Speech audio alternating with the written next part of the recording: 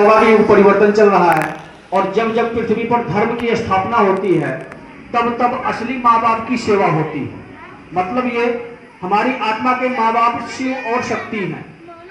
जब तक उनकी भक्ति नहीं होगी, जब तक उनको नहीं मनाया जाएगा, तब तक पृथ्वी पर धर्म की स्थापना नहीं हो सकती। उदाहरण के तौर पे आप लोगों ने देखा होगा, श्री राम जी युद्ध में रण क्षेत्र में उतरने से पहले मिट्टी का रेत का शिवलिंग बनाए और पूजा अर्चना किए, भक्ति किए। किस लिए किए? दुनिया में रहने वाले भगवान के भक्तों को बचाने के लिए, सिर्फ उनको बचाने के लिए। उनका आशीर्वाद लेकर युद्ध में उतरे और विजय हासिल करके वापिस आए। तो उसी प्रकार द्वापर युग में भी हुआ था, लेकिन द्वापर युग की कहानी किसी को नहीं पता है कि कृष्ण जी ने शिव जी की पूजा की कि नहीं की। क्यों? द्वापर युग के बाद तुरंत तत्काल बाद कलयुग लग गया। जब कलयुग लग गया, कली राक्षस की माया आ गई इस कलयुग में, दुनिया में, संसार में, तो आप लोग समझो कृष्ण की लीला में कितना परिवर्तन आ गया होगा। जिस साम्राज्य में अधर्म की दुनिया स्थापित हो जाए, एक क्रूर शासक आ जाए, राजा आ जाए, तो समझो आप लोग समाज में भी क्रूरता दिखाएगा ना। तो हमारे धर्म शास्त्रों में बहुत परिवर्तन हुए हैं, मुगलों के माध्यम से, अन्य जाति धर्म समुदाय के माध्यम से, ज्यादातर मुसलमानों के माध्यम से कृष्ण जी की लीला में 60 से 70% परिवर्तन लाया गया है। आज इसीलिए कृष्ण जी की छवि को खराब किया जाता है अनेकों प्रकार से। कहानी बहुत बड़ी हो जाएगी, हम आप लोगों को युग परिवर्तन का बता रहे थे। तो राम जी ने उदाहरण दिया शिवलिंग का कि मैं शिव जी का आशीर्वाद लेकर रण के क्षेत्र में उतरा और युद्ध में विजय को हासिल किया। उसी प्रकार इस कलयुग में भी युग परिवर्तन हो रहा है, और जब तक शिव पृथ्वी पर विराजमान नहीं होंगे, जब तक शिव प्रसन्न नहीं होंगे, तब तक कल की कैसे कलयुग का युद्ध जीते। राम के समय में कली की माया नहीं थी, इस कलयुग में कली की माया हर एक इंसान के ऊपर है। दिमाग ही तो परिवर्तित हुआ है आप लोगों का, तभी तो आप लोग बुरे इंसान बने हो।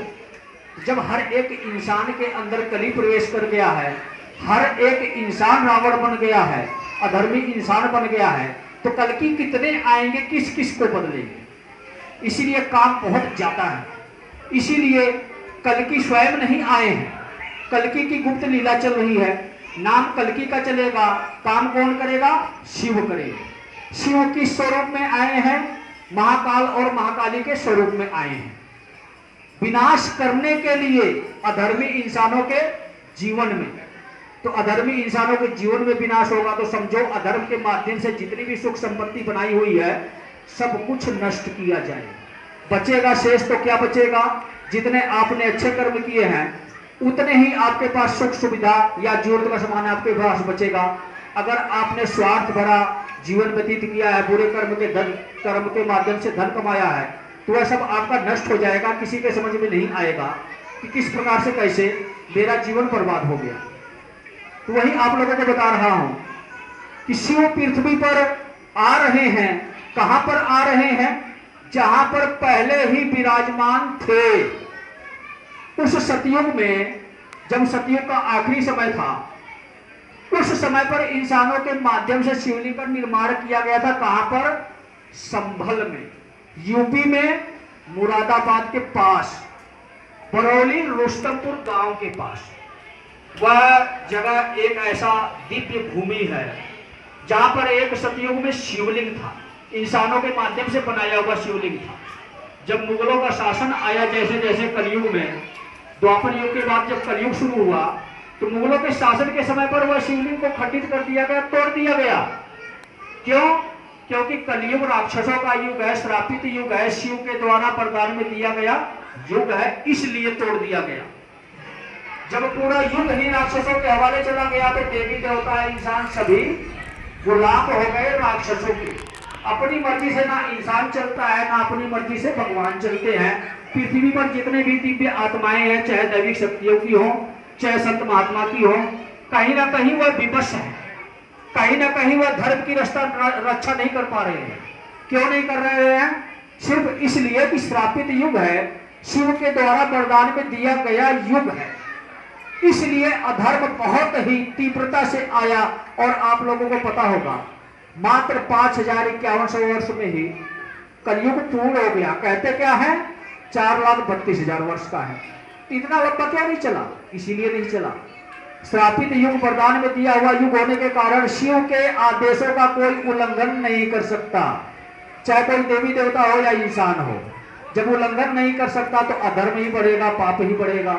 जब अधर्म पाप बढ़ेगा तो क्या होगा? देवी देवताओं के स्वरूप को तोड़ा जाएगा, देवी देवता को मानने वाले इंसानों को मारा जाएगा। जिस प्रकार से आप लोगों ने मिसाल देखा होगा सिख धर्म में, देखा होगा मिसाल आप लोगों ने, कितना खून खराबा हुआ था, किस प्रकार से गुरुओं को मारा गया था या उनके परिवार को जाना गया था। यह कलयुग का ही चरम चल रहा था, इसलिए हुआ था। इसी प्रकार बहुत कुछ बदल दिया गया, उस शिवलिंग को भी तोड़ दिया गया जो संभल में था, जो सतयुग का शिवलिंग द्वापर युग के आखिरी चरण में तोड़ा गया, कलयुग का आरंभ हुआ तब तोड़ा गया। उसके बाद शिव पाताल लोक में चले गए, वरदान स्वरूप में दे दिए हैं, तो कलयुग का त्याग उनको करना पड़ेगा। वह चले गए पाताल लोक में, दिव्य स्वरूप में, ऊर्जा के स्वरूप में पृथ्वी लोक का त्याग कर दिए। आज इस कलयुग में कल्कि वही काम तो कर रहे हैं, पत्थर का शिवलिंग बनवाकर उसी जगह पर विराजमान तो कर रहे हैं। आज सभी इंसानों को यही तो बता रहे हैं कि वही शिव आ रहे हैं, सतयुग वाले शिव आ रहे हैं, आदि योगी महादेव आ रहे हैं, देवों के देव महादेव आ रहे हैं। कहां पर आ रहे हैं? संभल नगरी में, जहां पर विराजमान रहते थे, और वहीं पर कल्कि भी आ रहे हैं।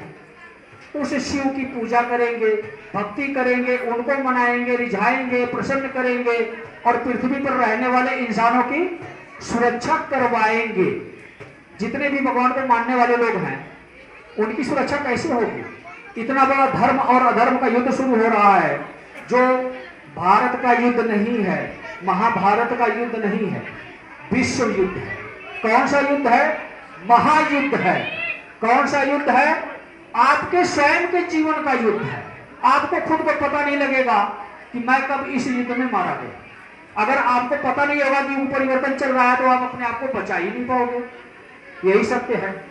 तो उसी शिव को प्रसन्न करेंगे, भक्ति अर्चना पूजा पाठ के माध्यम से उनको पृथ्वी पर ला रहे हैं।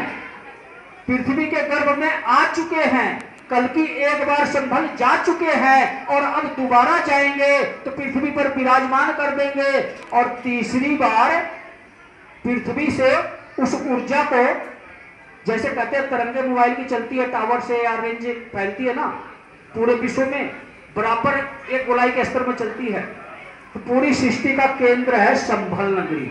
इसीलिए कहते हैं कि कल्कि संभल से प्रकट होंगे। संभल से प्रकट होने का यही रहस्य है। शिव का आशीर्वाद लेकर कल्कि युद्ध का बिगुल बजाएंगे। कौन सा युद्ध? कलयुग का महायुद्ध, संपूर्ण विश्व का युद्ध, जिसमें भारत विश्व विजेता बनेगा। भारत देश में ही सत्य सनातन धर्म की स्थापना होगी। इतना दिव्य स्वरूप आ रहा है शिव का संभल में। अगर कोई भी गुरु की शरण में, गुरु का भक्त है या गुरु का शिष्य है, अगर वह इच्छुक है कि मैं कोई सहयोग दूं वहां पर, तो आपको सादर आमंत्रित किया जाता है। जितनी आपकी इच्छा है, 1 रुपए से लेकर आपकी इच्छा तक आप उतना सहयोग दे। ये अपनी किस्मत है कि भगवान के दिव्य स्वरूप में, कौन सा दिव्य स्वरूप? जो असली भगवान है, जो सबके भगवान हैं, पूरी दुनिया के भगवान हैं, उनके स्वरूप में हम अगर अपना योगदान कुछ भी कर सके तो वह कम से कम है, क्योंकि यह स्वरूप एक बार स्थापित होगा, अब दोबारा फिर अगली प्रक्रिया में, जब काल चक्र की प्रक्रिया पूरी होगी, जब दोबारा कलयुग आने वाला होगा, तब ही यह शिवलिंग यहाँ से हटेगा, इससे पहले नहीं। वो भी शिव की इच्छा है, शक्ति की इच्छा है कि आगे की प्रक्रिया वो कैसे करेंगे। लेकिन अभी तो हमें भी देखना है ना कि हम अपने जीवन की प्रक्रिया कैसी करेंगे, अच्छी करेंगे या बुरी करेंगे। बुरी करेंगे तो बुरी दुनिया मिटाई जा रही है, बुरे इंसान मिटाए जा रहे हैं। जब पूरा कलयुग मिटाया जा रहा है तो जायज सी बात है कलयुगी इंसान भी मिटाए जाएंगे। कलयुग का नाम बदलकर शिव युग कर दिया गया। जब बोर्ड बदल गया, जब स्कूल अधर्म के नाम से जो चल रहा था वह धर्म का स्कूल खुल गया, शिव युग का स्कूल खुल गया, तो आप फटाफट अपना एडमिशन लो। एडमिशन लेने का मतलब यह है कि अपने जीवन में से बुराइयों को निकालो और सच्चे इंसान बनो। इसी को कहते हैं शिव युग के स्कूल में एडमिशन लेना, स्वयं कर्म करना, किसी दूसरे इंसान के ऊपर भरोसा रखने की बजाय स्वयं पर भरोसा रखना, यही एडमिशन लेना होता है। और एडमिशन आपका ये गुरु करने के लिए बैठे हैं श्री श्री 1008 श्री त्रिलोक भारती जी महाराज, जो निराकार स्वरूप में है। अगर आप लोगों के समझ में नहीं आता है तो इन्होंने ही तो मुझे आप लोगों के सामने प्रस्तुत किया है साकार स्वरूप में, जो आप लोगों का मार्गदर्शन करता हूं। कभी भी आप मुझसे संपर्क कर सकते हो, मिल सकते हो, नहीं बात होती है तो मैसेज छोड़ सकते हो। मैं आपका मैसेज देखकर आपको सलाह अवश्य दूंगा, आपके जीवन को सुधारने की प्रक्रिया अवश्य सिखाऊंगा। तो आप लोग समझ गए होंगे 11 अगस्त को बहुत ही भव्य प्रोग्राम हो रहा है। वहां से सत्य सनातन धर्म का आगाज होगा। सभी भटके हुए लोगों को एक मार्ग दिखाया जाएगा, एक रास्ता दिखाया जाएगा, सत्य सनातन धर्म का रास्ता। सत्य का मतलब होता है शिव, सनातन का मतलब होता है पूरी दुनिया, धर्म का मतलब होता है इंसानियत।